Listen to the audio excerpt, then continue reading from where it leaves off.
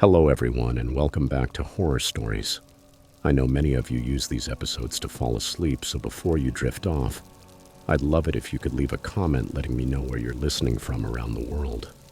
Also, don't forget to like and subscribe if you're enjoying the episodes. Story 1. This happened in 2016. I was 22 years old at the time and living on the outskirts of Spokane, Washington, in a single-story house my parents had left me after moving to Arizona. It was springtime, late April if memory serves me right, when I had one of the most unsettling experiences of my life. I usually slept in the small bedroom at the back of the house, a cozy space with a single window that opened onto a narrow side passage. The house itself wasn't anything special. A functional living room, a tiny kitchen, and a TV lounge right across from the front door. I had never felt unsafe there. It was a quiet neighborhood near East 29th Avenue, where the calm of the nights became a habit. No barking dogs, no car alarms, just the distant hum of an occasional car on the highway. That night, however, I stayed awake later than usual. I was watching a rerun of an old reality show in the TV lounge. Half asleep, sprawled on the couch, I let the monotonous murmur of the show lull me. The room was dim, lit only by the flickering screen. Past midnight, in that hazy state between wakefulness and sleep, I heard knocking at the front door. At first it was faint, so faint I thought I'd imagined it. But then it came again, sharp and direct. I snapped awake, heart pounding. Instinctively, I looked at the wall clock, 12:05 a.m. A sense of alarm curled in my stomach. No one I knew had any reason to knock on my door at that hour. Trying to stay calm, I approached cautiously. I turned on the porch light and peeked through the peephole. To my surprise, no one was there. The porch was empty, bathed in the weak bulb's glow. The entire neighborhood was silent. I hesitated for a few seconds before unlocking and opening the door, just to make sure. The night air was strange, colder than usual, utterly still. I stepped outside, scanning the street, the lawn, the slight slope down to the sidewalk. Everything was deserted. I remember how bright the stars looked against the dark sky, like a silent backdrop to something I didn't yet understand. Uneasy, I went back inside, locked the door, and fastened the chain. Then I went around turning on lights, checking windows in the backyard, afraid I might find someone hiding. But there was nothing. No footprints, no shadows. Just the familiar outlines of the furniture under soft lamplight. Despite my nerves, I convinced myself it might have been a prank or even a half-dream. I decided to let it go. I turned off the lights, went back to the lounge, and shut off the TV. Since my heart was still racing, I stayed awake another hour scrolling on my phone until I finally forced myself to sleep. The next day, I tried to put the whole thing out of my mind. I had an evening shift at a bookstore on South Perry Street, and by the time I returned home with the sun already setting, the memory of the knocks had shrunk to a weird anecdote. I made a quick dinner and settled down to read. Around 9 p.m., I heard something from my bedroom. Not knocks, but a faint scraping sound, like a subtle scratching. I immediately thought maybe a branch was brushing against the outer wall. I hesitated whether to go check or ignore it, but I chose to stay still, listening. The sound stopped after a few seconds, so I chalked it up to the house settling or a gust of wind. I didn't want to feed my anxiety and went back to my book, though I kept glancing at the door. The silence that followed felt heavy, as if the air itself had thickened. On the second night after that first knock, technically already morning, everything escalated. It was around 2 a.m. when I woke up with a dry throat. I'd fallen asleep without drinking water since dinner. I got up slowly, slipped on my slippers, and walked down the hall to the kitchen. To get there, I had to pass through the living room and TV lounge. The curtains were shut and the house was pitch dark, except for the faint glow of the streetlight seeping through the blinds. As I crossed the room, I felt strangely vulnerable, my arm hair standing on end as though bracing for something imminent. Yet everything was silent, with only the hum of the refrigerator in the background. I breathed a sigh of relief when I reached the kitchen. I filled a glass of water, and just then, out of the corner of my eye, I thought I saw movement at the window facing the street. My heart slammed against my chest. though I tried to convince myself it was just my reflection or a trick of the light. Still, I decided to approach cautiously, and that's when I saw it. A silhouette. A man dressed entirely in black standing just outside the front door, as if staring inside. At first I froze, incredulous. There was no movement inside the room itself. The figure was outside, framed against the small glass window in the door. My mind struggled to process what I was seeing. The tall shape, the broad shoulders, the dark clothing that concealed nearly every feature. He was leaning slightly to one side as if watching the street. My heart hammered in my ribcage. I didn't know whether to scream, confront him, or stay silent. Through the glass, I could swear I heard his breathing, though maybe it was just my own echoing in my ears. Suddenly, he moved. He slid out of view with an unnatural smoothness. I stumbled back, nearly dropping the glass, and rushed to switch off the kitchen light. My whole body was on edge, my mind spinning. Who was he? Was he armed? Did he know I had seen him? My phone was in the bedroom, so I had to decide in seconds. Run back there or get closer to the living room.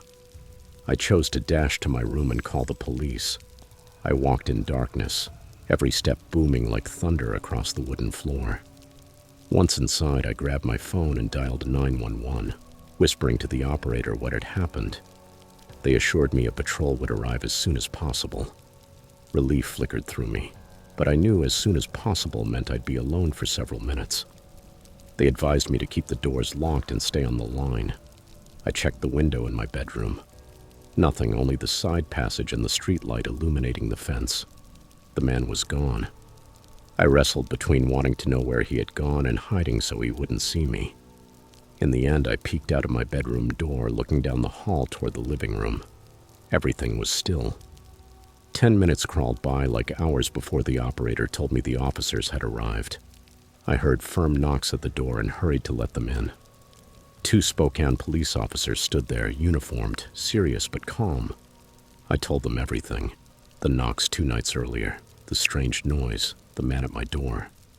They searched the house thoroughly, turning on lights, checking closets, even the backyard. I followed nervously as they inspected. They found nothing unusual. Then they checked the exterior. I stayed by the door, watching one officer shine his flashlight into the bushes and along the sidewalk while the other circled the house. They returned with the same puzzled expression. No footprints, no forced entry. Nothing disturbed. At one point, one of them cautiously asked if I was sure about what I'd seen. He didn't sound accusatory, but my throat tightened. Of course I was sure. I had seen him as clearly as I was seeing them. They recommended I keep everything locked, turn on the exterior lights, and call again if anything strange happened. They offered to patrol the area for a while, which gave me some comfort, though in truth I felt more disturbed than before. The fact that they found nothing made it worse. If they had discovered a clue, a torn fabric, a footprint, anything, I'd have had the certainty I wasn't losing my mind. After they left, I couldn't sleep. I spent the night in the living room, lights on, checking the windows from time to time. Nothing else happened, but the tension never faded. By morning, I was running on coffee and adrenaline. I thought about calling a friend to come stay with me, but I was embarrassed to admit how scared I was. Part of me wanted to believe I'd never see him again. Maybe he was just a drifter who'd picked the wrong house to lurk around. In the days that followed, I checked the porch and yard every morning, looking for tracks or signs. I never found anything. The neighbors hadn't noticed anything unusual either. I installed a motion sensor light at the entrance. Every time it switched on at night, my stomach clenched, though it was almost always a cat or a raccoon. Still, I felt like someone was watching me, waiting for me to drop my guard. That feeling eats away at you, strips away normalcy. Any sound became suspicious. My sleep was never the same again. A week later, while tossing old newspapers into the garage bin, I found some neighborhood watch bulletins I had overlooked. One, dated months earlier, warned about prowlers in the area. It described multiple calls from residents who had seen a tall man dressed in dark clothing wandering through backyards at night. The note said police had patrolled several times without finding a trace. I stood there holding that paper, a cold shiver running through me. I wasn't the only one who had seen him. I hadn't imagined it. I never learned who he was or what he wanted. Maybe he still roams neighborhoods, choosing houses at random, limiting himself to watching. I pinned that bullet into my fridge as a reminder not to ignore my instincts. A couple of times I even went to the police station to ask if there were new reports, but there was never anything conclusive. Life went on. Months passed, then years. But now and then, alone in the house at night, the image of that figure returns. The silent, calculated way he slipped away. I still haven't forgotten how real it looked, the certainty that he was about to break in, the conviction that something terrible was about to happen. I'm not sure I ever saw his face. His stance by the door seemed methodical, like he was waiting for the right moment. In my worst bouts of anxiety, I wonder if maybe he never intended to come in at all, but instead wanted to make sure I saw him, to prove how easy it was for him to stand at the edge of my refuge and vanish without a trace.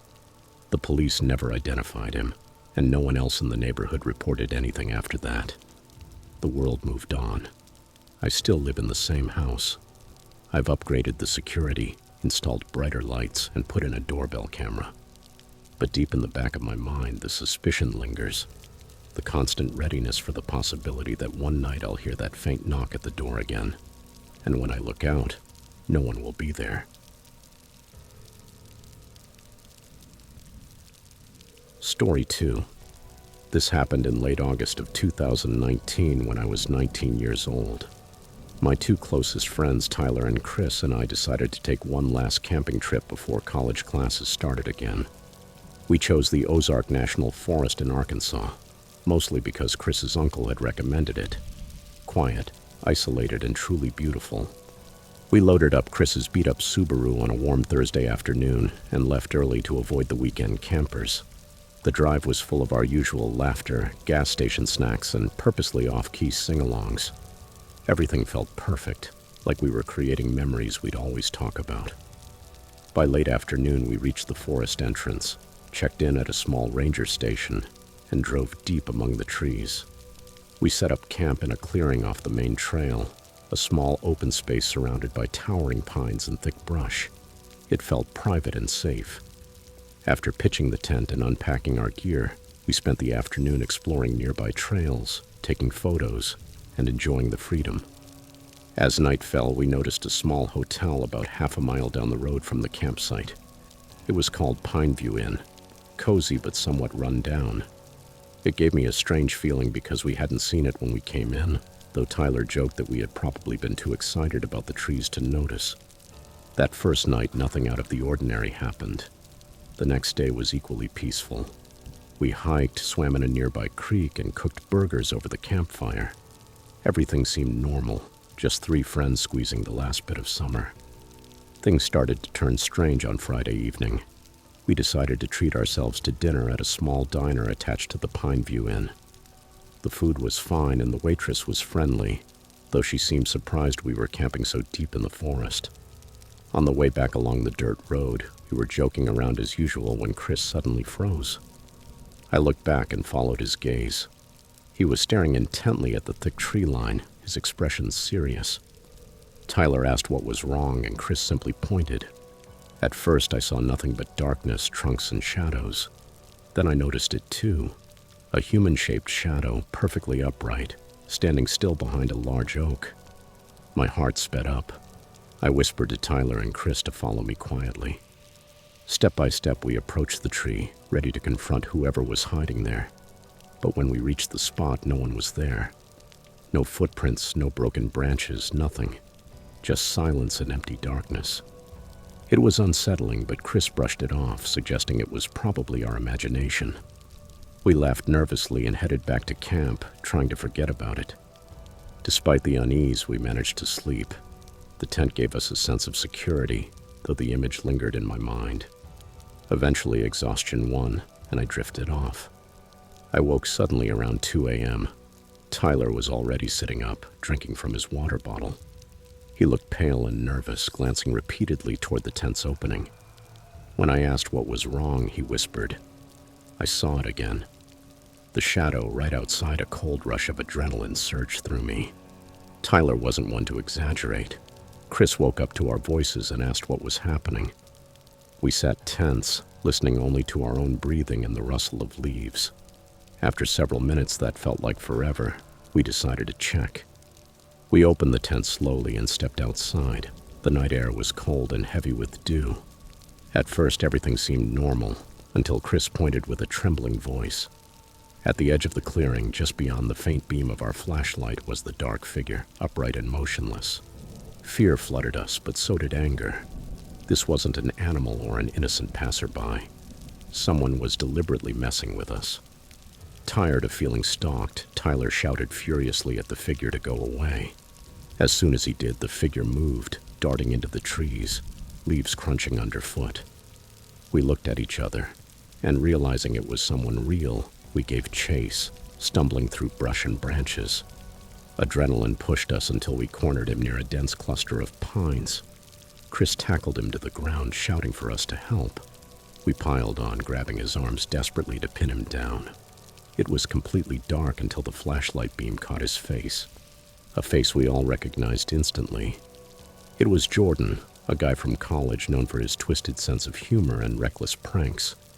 He had learned of our camping plans weeks earlier and decided to scare us for fun. He apologized repeatedly, saying the whole thing was just for laughs, but none of us were in the mood for jokes. We yelled at him, half relieved, half furious, until he finally walked off silently, realizing he had gone too far. After he left, we sat in an awkward silence, our hearts still racing. We returned to camp slowly, carrying a strange sense of betrayal. Tyler suggested packing up and leaving immediately, but we decided not to drive at night. Eventually, we fell asleep, emotionally drained. The next morning, while we were packing up, Chris went down to the ranger station to return the campsite map. Tyler and I stayed behind, dismantling the tent. A little later, Chris came running back, visibly shaken. When we asked what happened, he hesitated before explaining. He had told the ranger about Jordan's prank. The ranger's face went pale immediately. Apparently, we weren't the first to complain about strange figures in the woods near the Pineview Inn. But there was one chilling detail we hadn't considered. Jordan had told Chris he'd only been lurking around our campsite on Friday night, and that he had just arrived that very evening. He had no idea what we were talking about when we mentioned seeing someone watching us on Thursday night. So if Jordan wasn't there Thursday, who was? That question haunted us the entire drive home. To this day, we don't know if it was another camper, someone from the hotel, or something else entirely. None of us have ever gone back to that forest, and every time someone mentions camping trips, I still get that uncomfortable feeling of being watched from the shadows by eyes we never fully saw.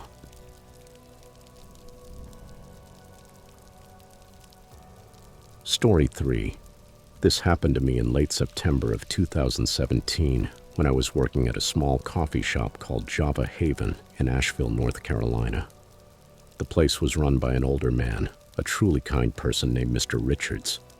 He always greeted everyone with a smile and treated me more like family than just an employee. If I ever needed a day off or had to leave early, he understood and never objected. Honestly, having him as a boss made working there easy. Even so, the pay wasn't great, so I decided to earn some extra money babysitting.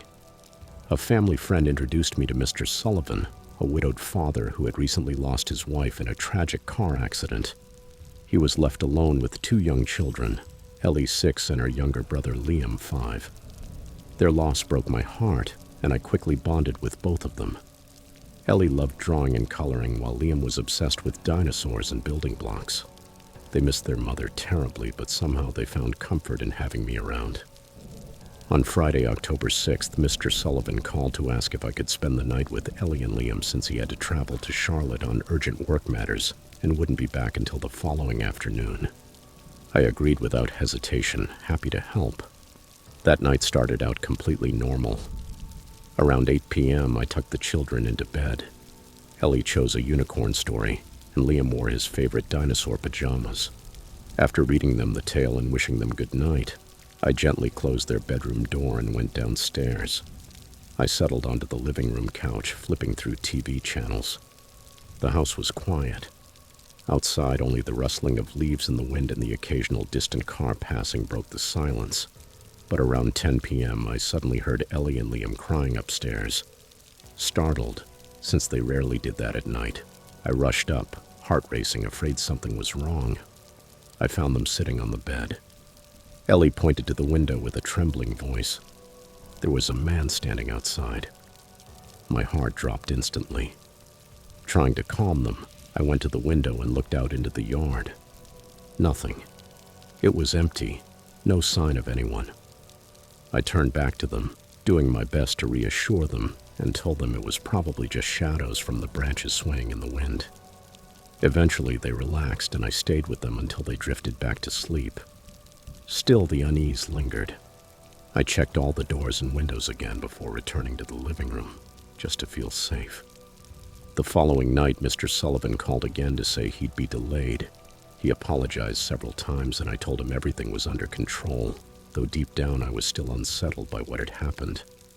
That evening, I repeated the routine, put the kids to bed, and tried to act normal, though I kept glancing at the windows. Everything felt tense. Close to midnight, I heard them crying again, this time louder and more frightened.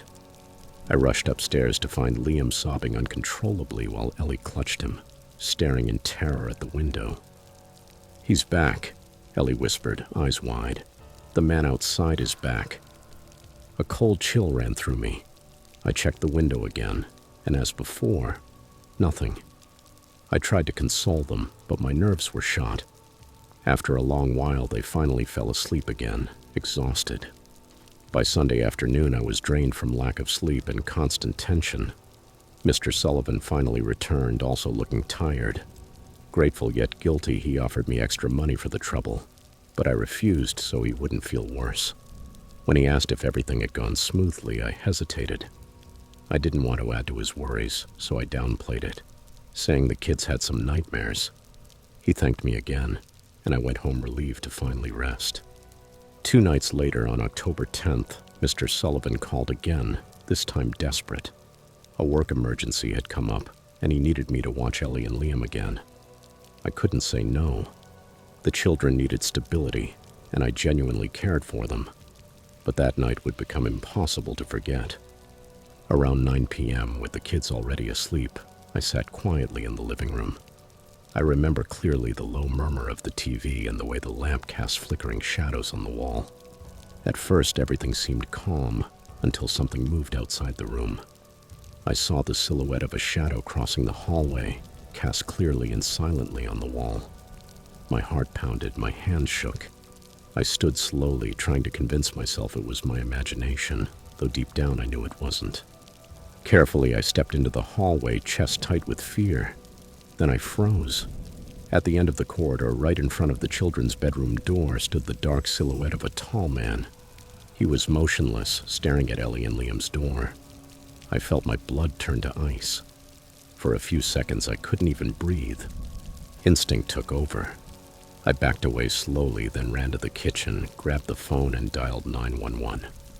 My voice shook as I told the operator there was an intruder in the house, standing right outside the children's room.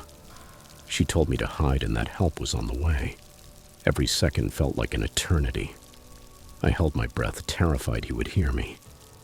Finally, I saw the patrol car's lights outside and heard hurried footsteps as officers rushed in.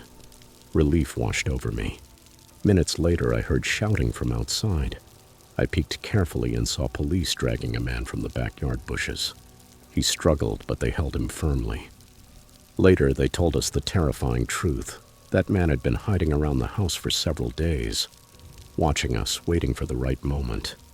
He confessed that he had planned to kidnap Ellie and Liam, knowing they were often left with a young babysitter. My legs nearly gave out hearing that. Mr. Sullivan broke down crying when he learned the truth, hugging his children tightly and thanking me over and over for keeping them safe. Even so, the experience scarred me. Months passed, and though I tried to return to normal, it was difficult. The police assured us the man would be in prison for years, but that didn't feel like enough comfort, knowing someone with such evil intentions had been so close. One question still haunts me, one they never fully answered. Exactly how long had that man been watching us from the shadows? Had he been there on other nights we thought we were safe, silently waiting? And were Ellie and Liam the only children he was watching? Or were there others just as vulnerable, never realizing it? Those doubts still linger in my mind, especially on nights when shadows slide across the walls of my bedroom.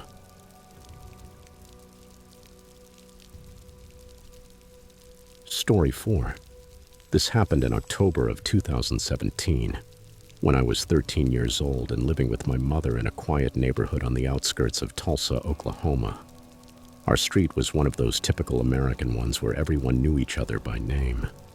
Kids played until the sun went down, and it seemed like nothing unusual ever happened. My mother and I had moved into that house about 2 years earlier, after my parents' divorce. It was a modest 2-story home, painted white with dark blue shutters, a small porch, and a well-kept lawn. My bedroom was upstairs. My mother's was next to the kitchen on the ground floor. At night, the house usually felt cozy and safe, especially because my mom always double-checked the locks before bed. That night was colder than usual. It was Thursday, October 19th. I still remember the date because it was exactly 1 week before the school Halloween dance. I had been left home alone plenty of times before, so when my mom said she needed to run to the store because she'd forgotten ingredients for a bake sale, I didn't think twice about staying by myself. She left around 7:45 p.m., promising she'd be back within half an hour. I followed my usual routine, grabbed popcorn, curled up on the couch, and turned on the TV in the living room. I was halfway through a cheesy reality show when around 8:15 p.m., someone banged hard on the front door. I jumped, but figured maybe my mom had forgotten her keys or needed help carrying something in. I walked toward the door cautiously and called out, "Mom." Immediately, a man's voice responded, urgent in tone. Through the door, he said my mother had been in an accident and that he was there to take me to see her. In that instant, my world collapsed. Panic hit me and tears welled in my eyes. I froze, but something inside me told me it didn't add up. I tested him, asking in a trembling voice, "What's my mom's name?" There was no reply, just silence. The truth hit me hard. Whoever was on the other side of the door didn't know her name. My instincts screamed not to open it. I backed away, terrified, barely breathing. Then the pounding started again, harder, faster, more violent. The man was banging on the door, ordering me to open it. I shouted that I would call the police if he didn't stop. Suddenly, it all went quiet. The silence that followed was even worse than the banging. I held my breath, trying to figure out if he had left or if he was waiting quietly outside. Minutes crawled by. Shaking, I realized I had left my phone charging on my nightstand upstairs. Without it, I couldn't call my mom or the police. Fear rooted me in place. I didn't dare move, praying he had gone. About half an hour later, just as I was calming down enough to go upstairs for my phone, I heard it. Footsteps on the second floor. Terror slammed into me again, and I felt sick. Someone was inside the house. How had he gotten in? When? Those questions swirled in my mind as, trembling, I crept up the stairs, hoping it was a false alarm. Then I saw him plain as day. At the top of the stairs stood the same man I had glimpsed through the peephole earlier. Tall, wearing a dark hoodie, jeans, and heavy boots. The hallway was dark, but I could see his eyes fixed on me. Cold, motionless. He began descending slowly, each step measured and deliberate. Adrenaline surged. Without thinking, I bolted for the guest room at the back of the ground floor. The room had a sturdy lock. I slammed the door shut and turned the bolt with shaking hands, tears streaming down my face. I collapsed onto the carpet, trying to catch my breath. I had no phone, no way to call for help. I pressed my back against the door, straining to hear any sound outside. The house stayed silent. 20 agonizing minutes passed. Then I heard gentle knocking on the guest room door. At first, I thought it was another cruel trick, but the voice that followed was my mother's. She was asking why the front door had been left unlocked and said she was home. I hesitated, afraid it might be a trap, but her voice was unmistakable. Warm, worried, real. I cracked the door open and saw her face, confused and frightened. I broke down, sobbing, spilling out everything. The man, the banging, the footsteps on the stairs. In a rush of words, her expression shifted from confusion to panic in seconds. She grabbed the phone, called the police, and held me tightly while we waited. Minutes later, a patrol car pulled up, its blue lights casting eerie shadows across the living room. 2 officers searched the house top to bottom, checking closets, corners, and doors. In an upstairs window, they found signs of forced entry, cracks along the glass edges and shards scattered on the carpet. But they found no trace of the intruder. They asked questions, took notes, and promised to keep an eye on the area. After that night, my mother and I couldn't go on living in that house. The thought that someone could move through our home unseen, watching us, shattered any sense of safety we had. We moved in with my aunt for the next few weeks. Within a month, the house was on the market, and it sold quickly. My mom found another place on the other side of town, but it took a long time before either of us felt okay being alone again. The most unsettling part is that we never found out who the man was. There were no arrests, and no neighbors reported anything similar. For weeks, I replayed that night over and over in my mind. The unlocked front door, the possibility that I had left it open without realizing, or that he had come in another way. I kept wondering how long he might have been inside the house before revealing himself. Had he been hiding upstairs, waiting patiently, watching me through a crack in a door or from inside a closet? And if he had been there earlier, why hadn't he attacked right away? Even now, that thought lingers in the back of my mind, that whoever he was, he's still out there. Maybe he's even reading this now, remembering my face as clearly as I still remember the image of his eyes, staring at me from the top of those stairs.